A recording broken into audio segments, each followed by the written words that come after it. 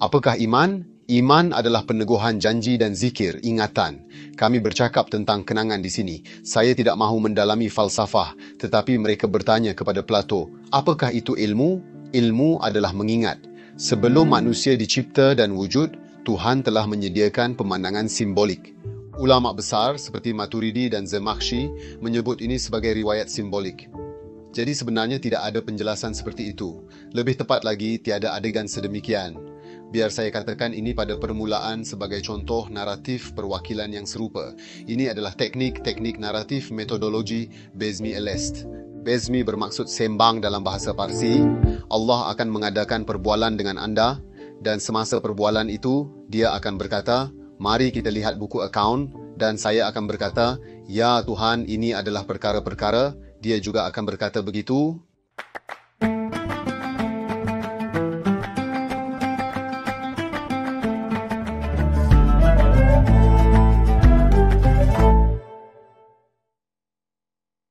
Salam semua dari Sekolah Istanbul. Penonton yang dihormati, kami mengucapkan selamat menyambut Ramadan kepada anda semua. Tahun ini sebelum berbuka puasa pada bulan Ramadan, Profesor Doktor kami akan bersama guru kami Syaban Ali Duzgun. Kami akan mempunyai banyak perbualan tentang kehidupan, manusia dan Al-Quran. Jika anda mempunyai sebarang soalan, anda boleh menulisnya dalam komen. Anda boleh mengikuti kami di akaun media sosial kami. Kami mengucapkan selamat menonton. Selamat datang, Cikgu. Terima kasih. Apa kabar? Oleh situ ketika kami menamatkan Ramadan tahun lepas, kami berkata, semoga kita akan bertemu antara satu sama lain dalam keadaan sihat pada Ramadan akan datang. Kami bertemu semula dengan kesihatan, dengan anda dan rakan anda di hadapan skrin. Kami baik untuk itu, Alhamdulillah. Alhamdulillah, semoga Allah perbaiki. Marilah kita berdoa sekarang agar kita dapat bertemu lagi dengan Ramadan akan datang. Profesor, hari ini kami ingin bercakap tentang soalan lazim yang anda pasti ditanya juga. Kami bercakap tentang tempat yang dipanggil Bezmi Eles, dipanggil Kalubela, bahawa kita membuat janji kepada Tuhan, bahawa kita membuat perjanjian dan bahawa kita sebenarnya berfikir dan bercakap tentang membentuk kehidupan kita berhubung dengan ini. Tetapi ada yang mendakwa sebaliknya dan ada yang mengatakan kami tidak pernah membuat janji sedemikian dan kami tidak mengingatinya. Kami sebenarnya ingin bercakap mengenai kenyataan ini. Surah Al-A'raf 172. Bagaimana anda menilai isu Bezmi Eles berdasarkan ayat tersebut? Bagaimana anda melihatnya? Apakah maksud perkataan ini kepada kita?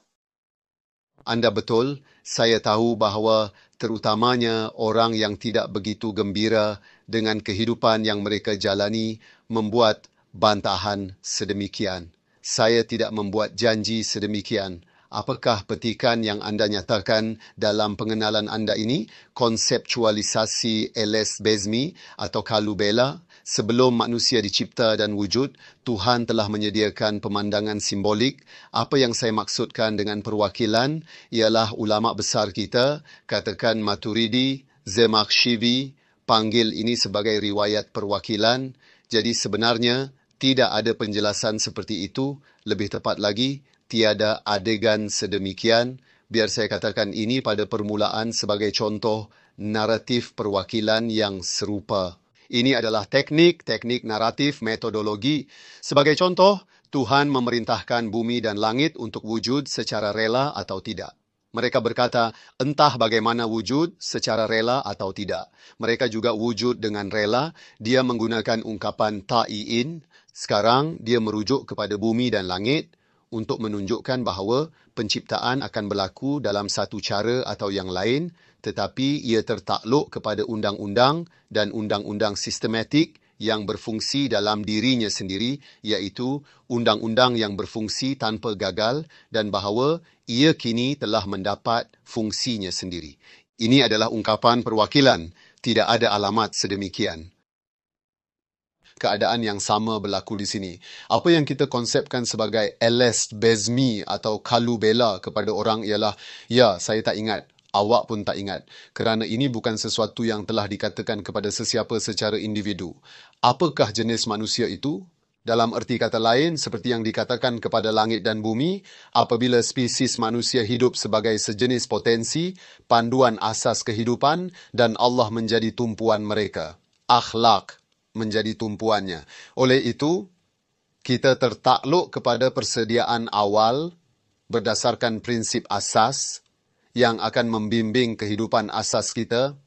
Kita memasuki kehidupan ini secara sembarangan Adegan ini disediakan untuk menunjukkan bahawa ada sambungan, bahawa dan sambungan untuk menunjukkan bahawa ada manusia, makhluk yang tidak ditinggalkan. Jadi ini, tetapi tafsiran adegan itu adalah penting, adalah sangat bagus bahawa terdapat prinsip untuk kita menentukan kedua-dua kewujudan kita dan keadaan kita sendiri. Apakah yang saya maksudkan dengan contoh?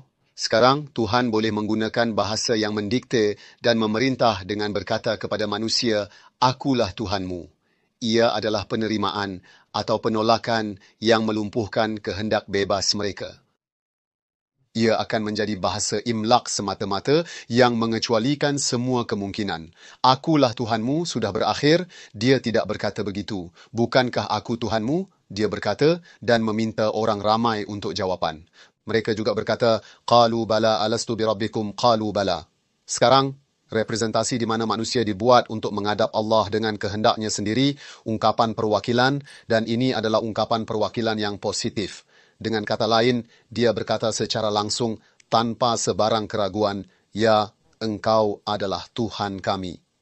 Di sini, sekali lagi, kita menemui kebenaran kita yang paling asas dalam hidup, kebebasan. Kami menemui kebenaran kedua paling asas. Allah menyeru dirinya dan manusia untuk menyaksikan firman ini. Jadi ada testimoni di sini. Ada satu kesaksian yang tidak boleh kita nafikan. Saksi seseorang kepada dirinya sendiri. Muhammad Iqbal menjelaskan perkara ini, kemudian dalam puisinya, beliau mengatakan bahawa 3 orang saksi diperlukan untuk membuktikan seseorang itu seorang yang baik. Saksi pertama ialah saksi seseorang terhadap dirinya sendiri. Yang kedua ialah saya seorang lagi saksi bahawa dia seorang yang baik. Yang ketiga, lebih utama daripada 2 yang lain, ialah kesaksian Allah bahawa dia adalah orang yang baik. Oleh itu, terdapat kebebasan di sini dan terdapat tanggungjawab yang mengekalkan kebebasan itu dan merupakan akibat yang diperlukan. Oleh kerana kami telah memberikan kata-kata kami mempunyai kesetiaan untuk menepati janji kami. Di sinilah datangnya sebutan dan penjelasan iman sebagai peneguhan. Ia adalah pengesahan janji yang diberikan. Apakah iman? Iman adalah peneguhan janji dan zikir, ingatan. Kami bercakap tentang kenangan di sini. Saya tidak mahu mendalami falsafah, tetapi mereka bertanya kepada Plato, apakah itu ilmu? Ilmu adalah mengingat. Ia adalah penarikan balik apa yang sebelumnya disimpan dalam ingatan. 2 perkataan, jadi ada kenangan di situ. Terdapat tempat di sana yang kami akan sentiasa kembali dan memberi makan. Ini adalah tempat ingatan. Tempat ingatan itu milik kita, kita akan mengingatinya setiap kali kita tersepit sepanjang hidup kita. Apa yang ada di atas pentas? Ada Tuhan. Apa yang ada di atas pentas? Ada orang. Ada janji antara mereka berdua. Selagi manusia menunaikan kewajipan janji ini, Allah yang berkata, "Bukankah aku Tuhanmu?" mempunyai janji untuk sentiasa menyokongnya sebagai Tuhan. Inilah sifat semula jadi manusia dan alam itu mempunyai kelemahannya. Apabila sifat itu dihimpit, ia akan menjadi murung. Apabila sifat itu dikekang, ia akan menjadi ragu-ragu termasuk kewujudan Allah. Tetapi kita tahu bahawa manusia tidak bersendirian di atas pentas itu. Tuhan juga ada. Anda perlu tahu ini. Sebab itu saya tunjuk ingatan dan zikir di situ. Bahawa Tuhan bersama kita di peringkat ini yang mengangkat kita setiap kali kita berada dalam kesusahan. Itu bukan hanya perkataan saya. Pada masa yang sama, ada pihak lain dalam kontrak Tuhan yang mengambil janji itu daripada saya. Jadi ini adalah motivasi yang sangat kuat. Kontrak 2 hala adalah kontrak yang sangat kuat.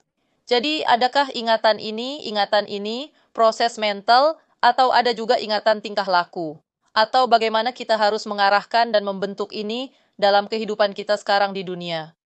Ini adalah pemikiran pertama kita, ingatan kita. Itulah sebabnya saya berkata ini. Selepas itu, tingkah laku, tindakan dan perbuatan yang sesuai dengannya. Sebab tu saya cakap kat dia confirm. Dengan kata lain, perkataan pengesahan yang kita panggil pengesahan iman berasal dari akar yang sama dengan kesetiaan. Apakah kesetiaan? Ini bermakna mematuhi perjanjian yang anda buat sebelum ini, bertindak sewajarnya dan kekal setia. Iman adalah pengesahan dan di atas segalanya, ia adalah kesetiaan kepada janji ini. Sudah tentu, pemikiran sahaja tidak menjadikan hidup bermakna. Ia tidak menjadikan kehidupan sesuai untuk didiami. Ia sudah pasti sikap iaitu pemikiran yang kita panggil sikap meresap ke dalam dunia dalaman kita. Kemudian, sikap ini tertumpah ke dalam tingkah laku kita, iaitu secara zahir. Ia sepatutnya mempengaruhi sikap dan tingkah laku kita. Tetapi di sini adalah sesuatu secara umum, agak bercita-cita tinggi yang saya rasa semua orang hilang, tetapi ada sesuatu lagi yang saya fikir semua orang hilang. Terdapat dimensi kedua bagi Tuhan yang berada dalam kesusahan. Ayat terdapat kira-kira 6 ayat dalam Al-Quran. Yang saya tahu, saya mungkin ada yang terlepas, saya tidak pasti. Dalam 6 ayat dia berkata, "Aku adalah Tuhan, bukankah aku Tuhanmu?" Ungkapan itu diluluskan. Terdapat juga bahagian L.S. Bezmi yang telah kita bicarakan sebelum ini yang menunjukkan kepada kita potensi kita sebelum penciptaan kewujudan. Kedua, selepas manusia mati dan pergi ke akhirat, terdapat bezem yang paling utama pada masa bertemu dengan Allah pada masa penghakiman. Jadi dalam erti kata ada 2 L.S. Bezmi, 2 kalubela, 2 langkah diambil untuk menunjukkan potensi manusia sebelum dia dicipta dan langkah kedua datang selepas keseluruhan proses selesai apabila tiba masanya untuk mengira bagaimana potensi ini digunakan. Dan di sana terjemahan kami seperti ini, terjemahan kami berubah. Masa berlalu, peluang berakhir, orang mati dan dibangkitkan. Dan kita sampai ke peringkat di mana kita memutuskan sama ada janji pertama itu telah ditunaikan atau tidak, sama ada apa yang dijanjikan telah dibawa atau tidak. Tuhan berkata bahawa orang berdosa sedang berkumpul di sana. Dia berkata, "Bukankah aku Tuhanmu?" Soal siasat baru telah bermula. Dan orang-orang yang kafir berkata, "Ya, kami datang dan kami melihat bahawa Engkau adalah Tuhan kami." Dalam ayat yang berbeza, ya, kita melihat bahawa ada hukuman yang dijanjikan. Ya, kami datang dan melihat bahawa apa yang dikatakan oleh Rasul itu adalah benar. Ya, kami datang, kami nampak. Dalam 5 ayat, Kain, Kalubela dan Eles di akhirat disebut demikian. Kami menukar terjemahan di sana. Terjemahan, "Bukankah aku Tuhanmu?" Mereka juga berkata, ya, jadi apa yang ada jika terdapat tingkah laku yang bertentangan dengan janji pertama, perjanjian pertama, kontrak, perjanjian. Apa yang menemui kita di sana? Dia mendapati penyesalan. Bagaimana kita memahami perkara ini? Kerana orang yang menjadi sebahagian daripada adegan itu berkata, "Kami datang dan melihat bahawa ada siksaan. Kami datang dan melihat bahawa semua yang diberitahu kepada kami sebelum ini adalah benar. Ya Tuhan, berikan kami peluang lagi. Mari kita kembali dan melakukan apa sahaja yang kita lalai atau tidak lakukan dan kembali. Tetapi apa yang diperkatakan ialah anda tidak akan diberi peluang lagi. Kerana terdapat halangan yang tidak dapat diatasi, antara dari mana anda berasal dan di mana anda berada sekarang. Jadi mengapa adegan ini ditetapkan sekarang? Kerana ini adalah tempat anda akan pergi dan ini akan menjadi tempat kejadian. Oleh itu, sebelum peringkat itu datang, bertindaklah seolah-olah anda sudah tiba dan diberi peluang. Sebenarnya kita perlu buat rehearsal. Sudah tentu, sebenarnya, seperti yang saya sebutkan pada awalnya, apa yang disebut oleh Maturidi dan Zemakhsyari sebagai riwayat simbolik sebenarnya adalah dramatisasi yang lengkap. Peranan diberikan. Dalam peranan, makhluk dalam setiap peranan diberitahu apa yang harus dikatakan dan melalui perwakilan ini, aktualisasi dan realisasi kehidupan adalah diinginkan. Itu ya. Jika kita tidak berlatih dengan betul, sudah pasti kesilapan akan berlaku apabila kita naik ke atas pentas. Itu dia. Okey, cikgu, ada juga isu perjanjian dalam agama Yahudi. Beralih kepada perkara ini, apakah jenis kaitan dan persamaan yang ada antara pemahaman perjanjian dalam Islam dan isu perjanjian dalam agama Yahudi ini? Ya, konsep perjanjian sebenarnya adalah perjanjian dalam agama Yahudi antara Tuhan dan orang Israel. Perjanjian yang dibuatnya disebut. Dia berjanji kepada mereka, ini tidak sepatutnya difahami sebagai perjanjian milik mana-mana nabi atau mana-mana bangsa. Kerana ia diinstitusikan, ia benar-benar perjanjian dalam agama Yahudi atau tabut perjanjian seperti yang kita ketahui. Disebutkan bahawa terdapat peti di mana teks kontrak dan tablet itu disimpan. Kerja itu lebih diinstitusikan, ditulis, disusun. Walau bagaimanapun, Allah mempunyai perjanjian dengan setiap orang yang dia hubungi dan setiap masyarakat yang dia hubungi. Setiap alamat, setiap perkataan mengandungi perjanjian. Jadi kalau saya nak bagi tahu lepas program, jom kita teruskan dan bincang program seterusnya, Cik Fatma. Jika anda memberitahu saya, sudah tentu cikgu. Saya tidak kata mari kita berakad, tetapi kita berakad, jadi adakah ia benar? Oleh itu, agama Yahudi mempunyai tempat yang istimewa di sini, kedudukan istimewa dalam perjanjian, tempat yang lebih terbilang, tidak perlu berkata sedemikian. Perjanjian dibuat, kontrak adalah dua hala. Jika salah satu pihak dalam kontrak ini melanggarnya, kontrak itu ditamatkan, syarat dihapuskan. Oleh itu, semua negara atau setiap individu mesti kekal setia kepada kontrak ini dengan Tuhan agar ia kekal selama-lamanya. Allah akan mengekalkan kedudukannya sebagai pencipta semua manusia, pelindung semua manusia yang menegakkan hak, undang-undang dan kesaksamaan. Dia tidak akan pernah mengambilnya ke dalam monopolinya sendiri, ke dalam tangan tunggalnya sendiri. Dia tidak akan berkata, kami adalah hamba yang dikasihi Allah. Kamu yang lain adalah hamba yang dikasihi Allah, sama seperti orang Yahudi. Mereka berkata kepada orang ramai. Oleh itu, dibezakan dan dipilih. Walau bagaimanapun, Allah mengatakan bahawa perbezaan dan dipilih boleh dimuatkan dalam satu perkataan. Apakah itu? Taqwa. Jadi anda akan melindungi diri anda akan melindungi orang lain. Anda akan tahu bahawa Allah ada sebagai makhluk yang mengawasi, menjaga dan menjalankan semua proses perlindungan ini dan membuat keputusan muktamad dengan sewajarnya. Dengan cara ini, kita akan mempunyai peluang untuk mewujudkan dunia moral. Jika tidak, perjanjian telah dibuat dengan kami. Mereka bertanya tentang nabi lain, bangsa lain. Inilah perkara yang saya gariskan, khususnya mengenai masalah kita. Saya mohon agar perkara ini difahami.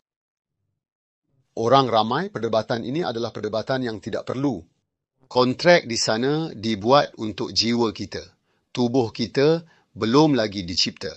Kemudian, apabila roh-roh yang membuat kontrak itu datang ke tubuh kita, terdapat kesatuan. Tanggungjawab seperti telah diangkat. Terdapat perdebatan di sana dan bukannya ketiadaan tanggungjawab. Seolah-olah terdapat beberapa ulama dalam tradisi kita yang membezakan antara roh dan jasad. Bulan ini, sebahagian daripada mereka akan memisahkan badan dan jiwa daripada kontrak ini dan semua masalah.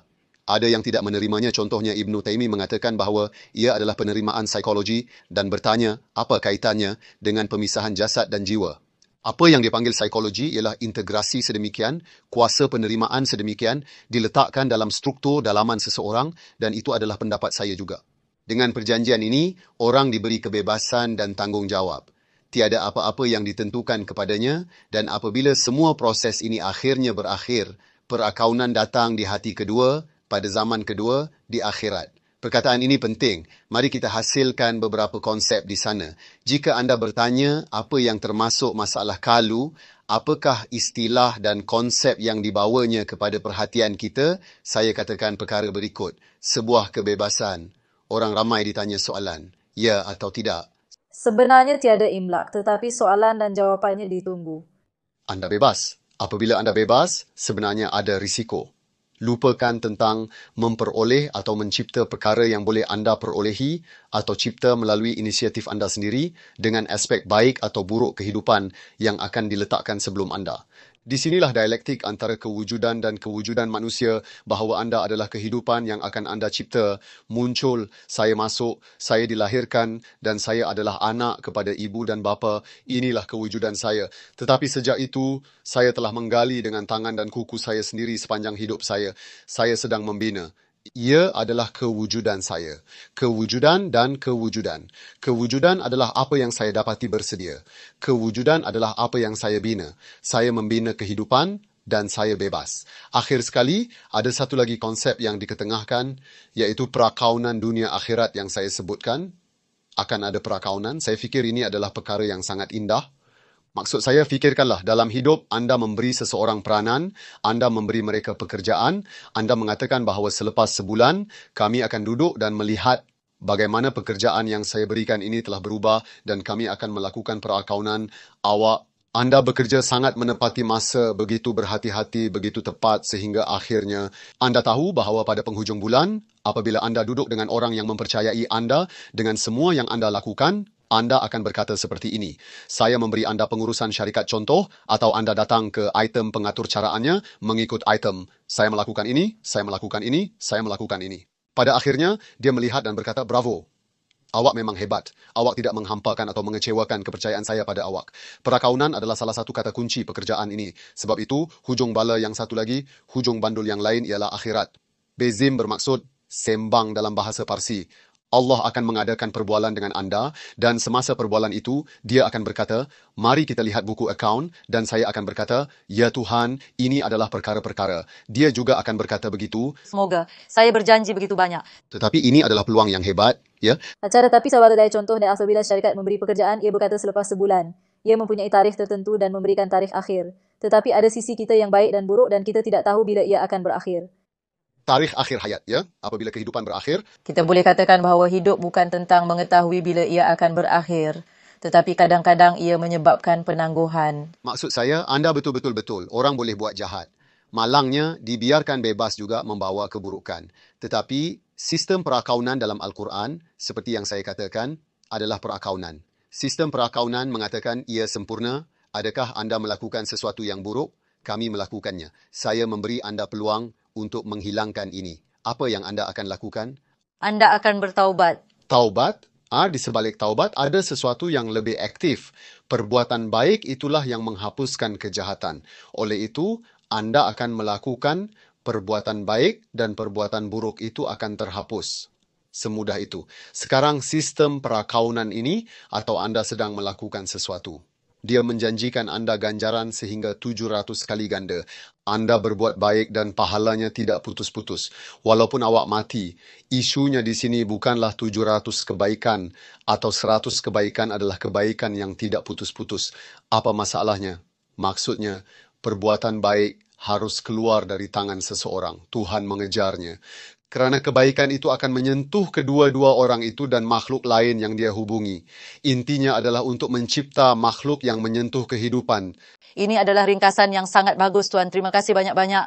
Saya ucapkan terima kasih. Di hari pertama Ramadan, marilah kita juga mengucapkan selamat menyambut Ramadan kepada semua sahabat. Saya harap begitu, Cikgu. Terima kasih. Penonton yang dihormati, hari ini kita bercakap tentang perjanjian besar yang kita buat dengan Allah, memfokuskan pada ayat 172 dari surah Al-A'raf. Jumpa lagi di episod seterusnya. Selamat tinggal.